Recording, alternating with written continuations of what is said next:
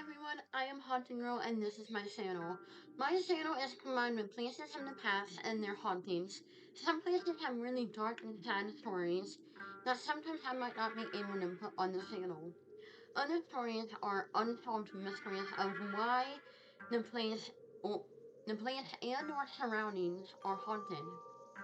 The story of Lucas Diener may or may not be one of them. Sit down, relax, and don't get too spooked. The Lucas Theater attracts the patrons of the arts in Savannah, hosting musicals, plays, and concerts. Now owned by operated by SCAD, Theater's management Arthur Melville Lucas initially built the theater in 1921.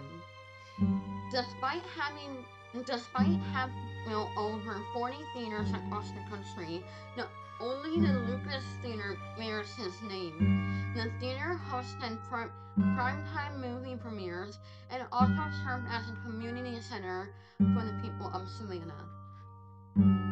After falling into the despair after World War II, the Lucas Theater underwent a dramatic revelation, raising millions to bring the theater back to life. Today, the Savannah Film Festival is one of the many events hosted by the theater. Patrons and staff might also encounter the occasional ghosts, like strange shadow people that can be seen around the theater stage.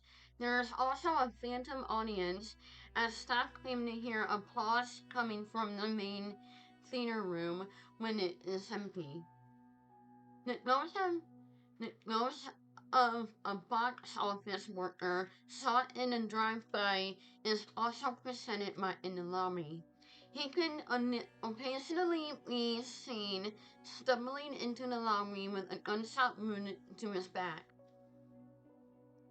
Before before the theater, it's initial to know that Melvin Lucas, the man behind Lucas Theater, author, was born in Florence, South Carolina,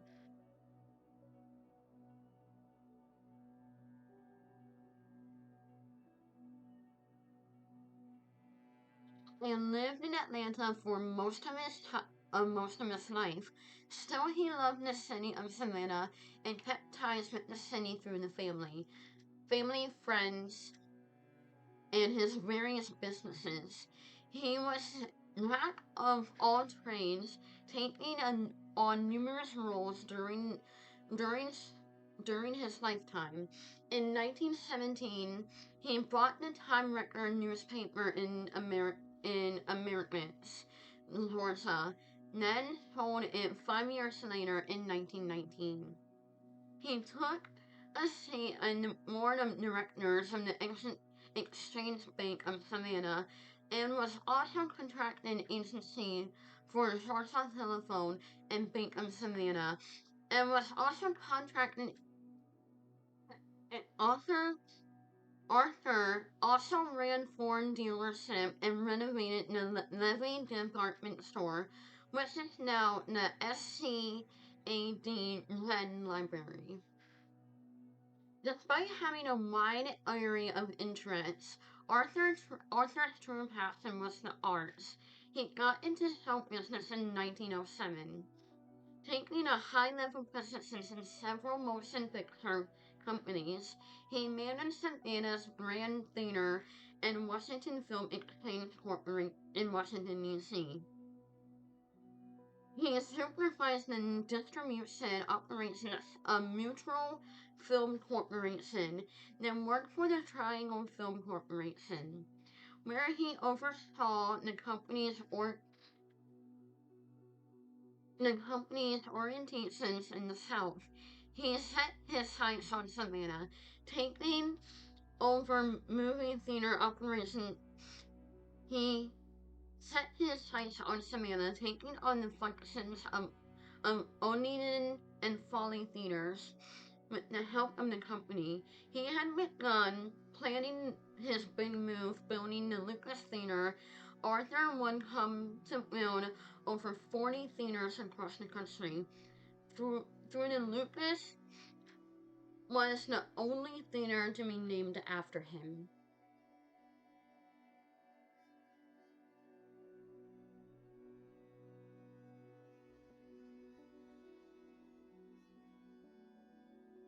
The Lucas Theater opened its doors in December of 1912. After 2 years of construction, the theater cost 500,000, equivalent to about 77.2 million today.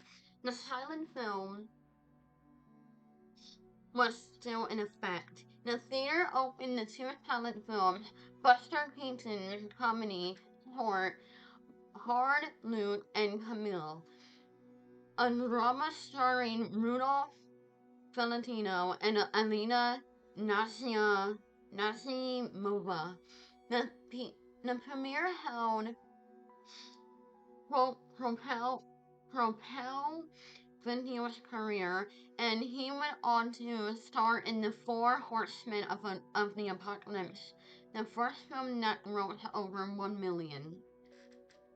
The premiere also attracted prominent Savannah politicians, business people, and socialists who were all at the theater's Spanish Roman structure. Throughout the premiere was well received, author rushed the grand opening. The Lucas Theater had much work to be done. Several parts of the theater had gone unfinished, and some plans have yet to be realized. In 1926, an air conditioning was added to the theater. The Lucas Theater became the first building to Savannah have man-made weather, a luxury that wouldn't become widespread for another 30 years. Arthur used the theater to keep ties with Savannah even when he was gone. He made the Lucas Theater a community space where people could gather for purposes other than fine arts.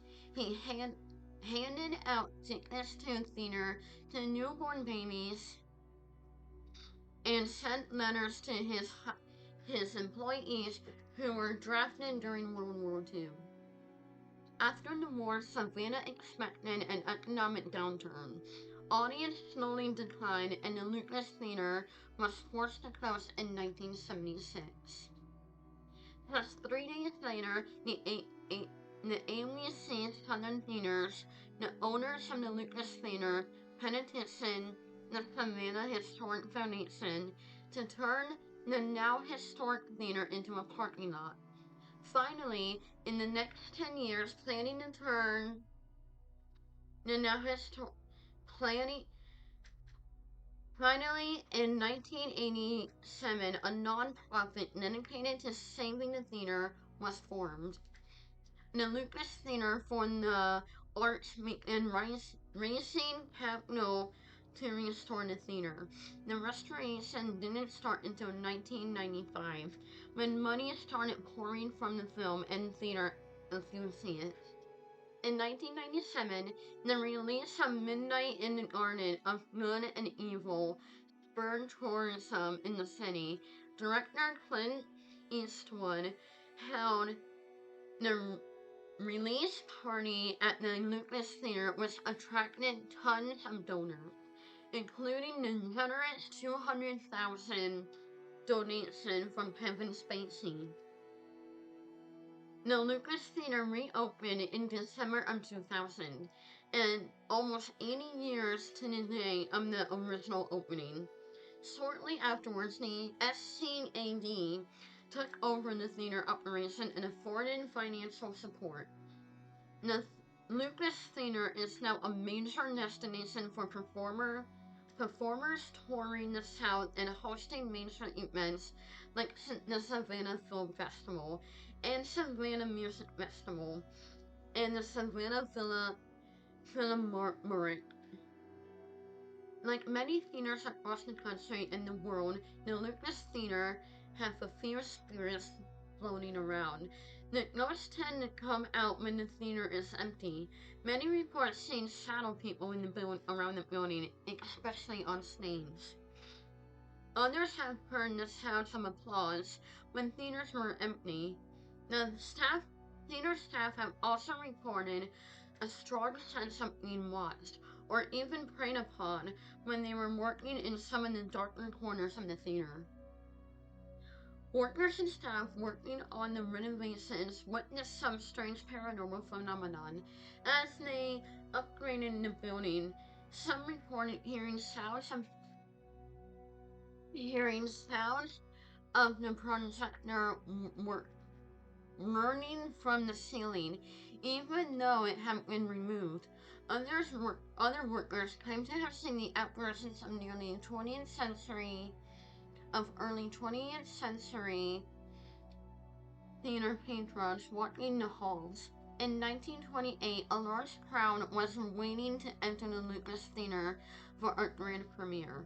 Just as the line started moving, a group of gangsters drove up to the theater and opened fire on the crowd with their Tommy guns. While most of the crowd were spared, the ticket taker was shot in the back while trying to escape. Many say they see his ghost at the theater entrance. Those who encounter his ghost usually do when they open the front door to the theater lobby. The man stumbles in wounded, then falls to the ground and disappears. Many dispute despite the stories of Disney authenticity, while others point to repair and job to cover up the bullet holes on the tail, the quite on the building facade, evidence of the shootout. Whether or not it's true is an interesting tale. Quite a few people claim to have seen the ghost of the wounded box office worker. There's a lot to do and see in Savannah, whether you're dead or alive. And if you're alive, you can use some sightseeing. Hit up the history museum and grab a bite to eat. If you're dead, well, you can probably do all of these things because ghosts in Savannah are everywhere. Thank you for watching my channel and videos. Please remember to like, comment, and subscribe. And as always, I am Haunted Girl, and this is my channel. I'll spook you later. Until next time, pleasant dreams.